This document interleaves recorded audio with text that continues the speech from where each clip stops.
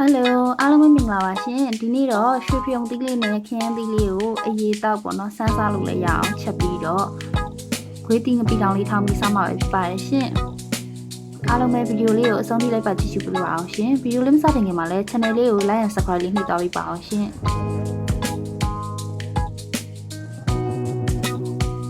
အရင်ဆုံးရွှေပြုံသီးလေးကိုအစိတ်ကလေးတွေစိတ်ပြီးတော့အခွန်လွှာပေးလိုက်ပါမယ်ရှင်အသီးလေးကနုလေးဆိုတော့အစိတ်လေးတွေတော့မထပ်သေးပါဘူးနှုတ်ဖန်နေရတယ်အသီးလေးကိုအခွန်လာပြီးလို့ရှိရင်เนาะအနေတော့အတုံးလေးတွေတုံးပေးလိုက်ပါမယ်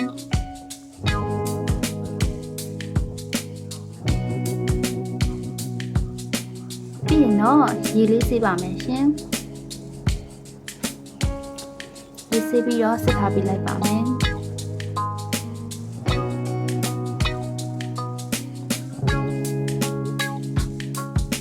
ဖြုံသီးလေးကင်ပြီးသွားပြီဆိုတော့ခရမ်းသီးလေးကိုဆက်ကင်ပါမယ်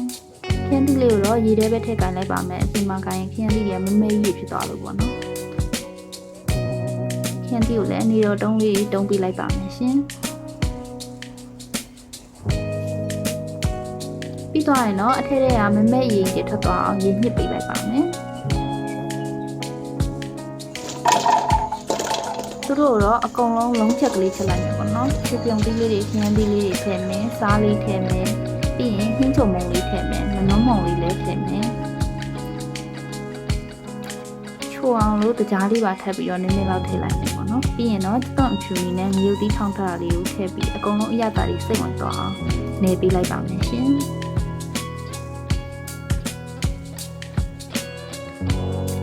ကုန်နေပြီးသွားရင်တော့အပေါ်ကနေပြီးတော့စီလေးအနှိမ့်ငယ်လောက်လေးထည့်ပေးလိုက်ပါမယ်စီလေးနည်းနည်းလောက်ဆန်းပြီးသွားလို့ရှိရင်စီလေးတွေပါစိတ်ဝင်သွားအောင်ထပ်နေပေးလိုက်ပါမယ်ရှင်ပြီးရင်တော့မီးဖိုပေါ်တင်ပြီးရေလေးနည်းနည်းထည့်ပြီးတော့နူးအောင်လို့အုပ်ထားပေးလိုက်ပါမယ်ခဏနေလို့နူးသွားပြီဆိုလို့ရှိရင်တော့အရင်များလေးနဲ့စားကြတာပေါ့ပေါ့နော်ရေလေးထပ်ထည့်ပေးပါမယ်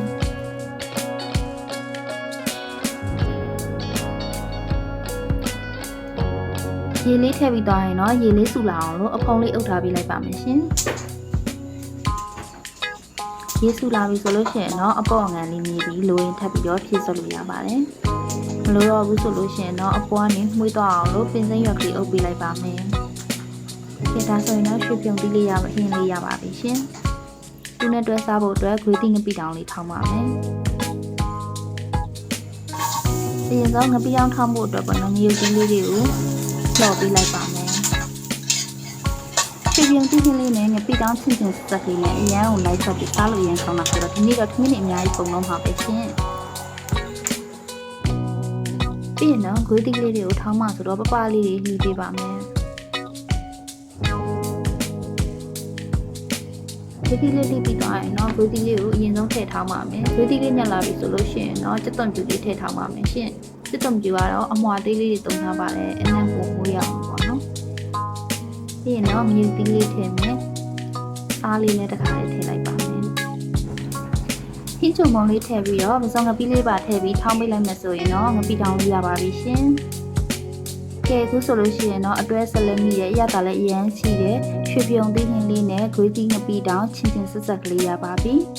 ဒီဟင်းလေးရဆိုလို့ရှိရင်စားလို့လည်းတွင်ရမ်းမိနေတော့လိုးရလေးလွယ်ကူတယ်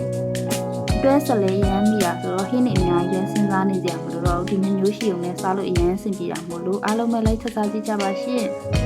ကြည့်ရှုပေးရတဲ့အားလုံးကိုချမနဲ့စိတ်ချမနဲ့ပြည့်စုံပါစေရှင်နောက်တင်တဲ့ဗီဒီယိုလေးတွေလည်းအများကြီးကြည့်ပေးကြပါအောင်ရှင်အားလုံးပဲနောက်တင်တဲ့ဗီဒီယိုလေးတွေမှာပြန်တွေ့ကြပါမယ်တတာ